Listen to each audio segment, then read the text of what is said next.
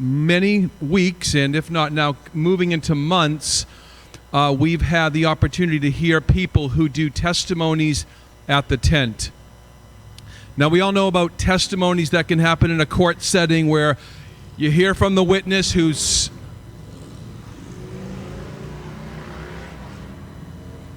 all right. I just witnessed loud motorcycles, okay? But we all have had those moments where we witness something and then we tell, and that's exactly what a witness does, or a testimony is. It's an eyewitness account. Who better to tell an eyewitness account of what Jesus has done in their life than the person who has experienced that exact thing? God changing their life and coming in and taking the life of that human being and then doing something with it that says, God did this. So would you please welcome this morning here at the tent, where this is the second to last week that we are here to be together in this place, and then we'll be moving over to the church building. We had our practice run last Sunday. Everything went very well. But Jess just moved back up from Florida. She's a native to these parts, and we want to hear more what God has done in her life. And Jess is helping with our children's ministry. She's moving into church membership, and we are grateful that God brought Trevor and Jess and Tara up. There you are. And you ready to come up? You got that microphone on? I guess. The floor is yours, and if you want, you can either move from over to here. Good morning, everybody. So, I am Jessica. I am the daughter of Tim and the wife of Trevor. So some of you know me, some of you don't yet, but I'm going to share a little bit about myself today. So I'm going to open up with a poem that I wrote. So in the beginning of my journey to peace, I was informed that writing really helps. So I'm going to share a couple from before I found Jesus and a couple after my testimony from after I found Jesus, just so you guys can catch a little difference. So this one is titled Chaos. My mental state of mind is like a peace I cannot find. It's consuming me as a whole, my mind, my body, my soul. No one can even know the chaos that I show. I wish it would go away. The crazy gone, the norm stay. I cry, laugh, scream, and yell. It's like my own personal hell. The meds I pray they will heal this terrible chaos that I feel. And then one more is called Madness. I need to get out, I need to be free from this madness, free from me. I cannot look back, there's nothing there. Where do I go? I don't care, but I can't stay here. Up and down, side to side, I can't get off this ride. Too many emotions inside my head, I can't stay awake, I can't go to bed. Living with this, there is no way, it's taking its toll, there's a price to pay. I don't know if I'm coming or going, so much anger, so much hatred flowing. People are so childish, you see, always fighting, can't let it be. Maybe someday, I hope soon, I'll be done with this and end my doom.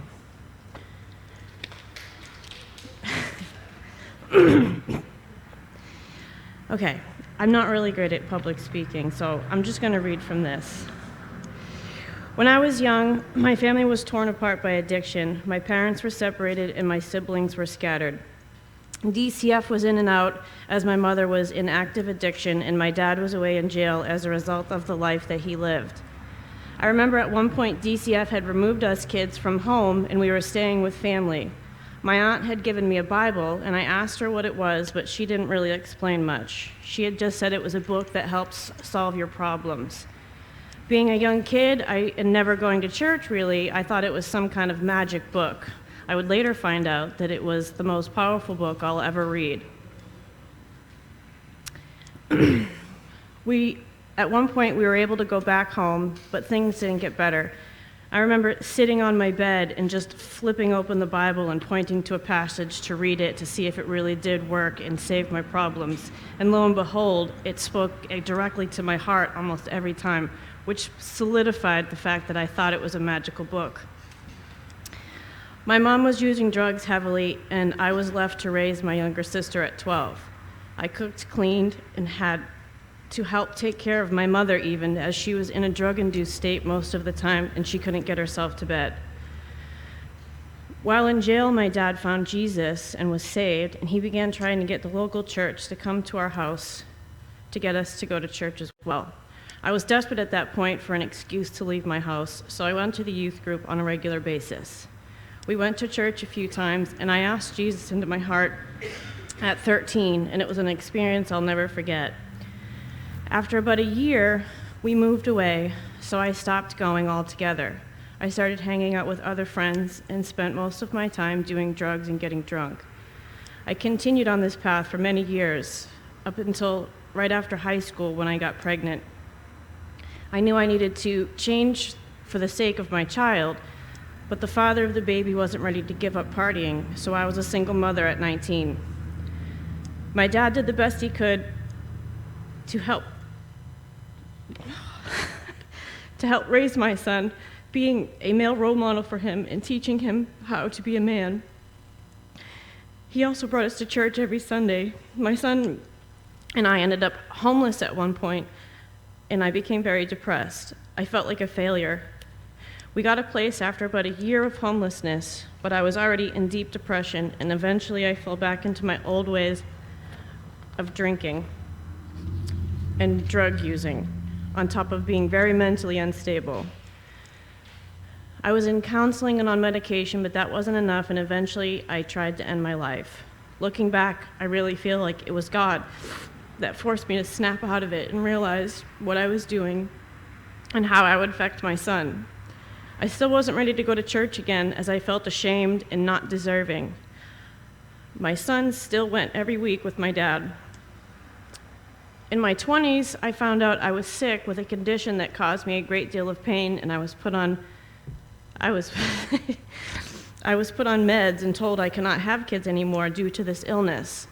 This crushed me, and eventually I started to abuse the pain meds to numb the emotional pain. I was in an abusive relationship at the time, and he was very controlling and isolated me from everyone I loved, including my son. We spent most of our time locked in our bedroom where he wasn't allowed to hang out. And I didn't realize how much it was affecting my son until he started showing signs of being emotionally distressed. I tried to pull out of the relationship, which got me a broken nose. My dad helped me relocate and change my number to get rid of this person. And not long after that, I met Trevor, and we got together. But he was a heavy drinker at the time. We spent the first year of our marriage partying and fighting like it was our job. I was so tired of living that way, I decided it was time to make changes, and I went back to church. It took me some convincing, but eventually I was able to get my husband to come to church, and the Lord moved on his heart and changed it so radically, and it probably saved his life. We became so involved in church life and loved every minute. Eventually, we began to pray to God to do a miracle and give us a baby. Those pleas eventually turned into praise as I was visited by God in a dream, and he told me I would have a baby. We praised and thanked God for the promised baby, and a year later, I was pregnant. Mama, is my name in there? Yes. The thing I found great was that the same doctor that told me I could no longer have kids was the same doctor that delivered my baby. We wanted a Bible name for her, obviously, so we found Tara and loved it. Elizabeth was a family name, so we made that her middle name, and we later found out that Tara Elizabeth means to breathe the promise of God. How awesome is that? So, since then, we have stayed in the church, and we're trying to raise Tara the best we can to know and love Jesus, and she is an amazing evangelist. You ask her any question, and she'll tell you. She pays attention in Bible church, and she knows the answers most of the time. So that's that's my story. You guys, there's still more to come, obviously. I know God's still going to do great things in my life and the life of my family. That was just a condensed version. I do have 2 more poems to share with you guys, though, just like I said, so we can compare and contrast on the things I was writing about before I was saved. 1 second. So this one's called Life. The sound of life are like a song. The paths we take seem so long. Our journey brings a risk or two. We ask, what should I do? Stay strong, stay fast in your quest, your mission to pass the ultimate test. We fall down, but keep going strong. Making mistakes is not so wrong. When in life you should stumble and the walls of reality start to crumble, take a breath and hold on tight. Don't go down without a fight. And then the last one is called Lord. You know my heart and how I take part. I know you and your son. Lord, I ask of you to do that thing you do and answer my prayer today. People put judgment on me that I am not true to thee, but you know how deep my heart is, so what I ask for you is to show them what is true. Also make my heart an outward show. That's it. Thank you.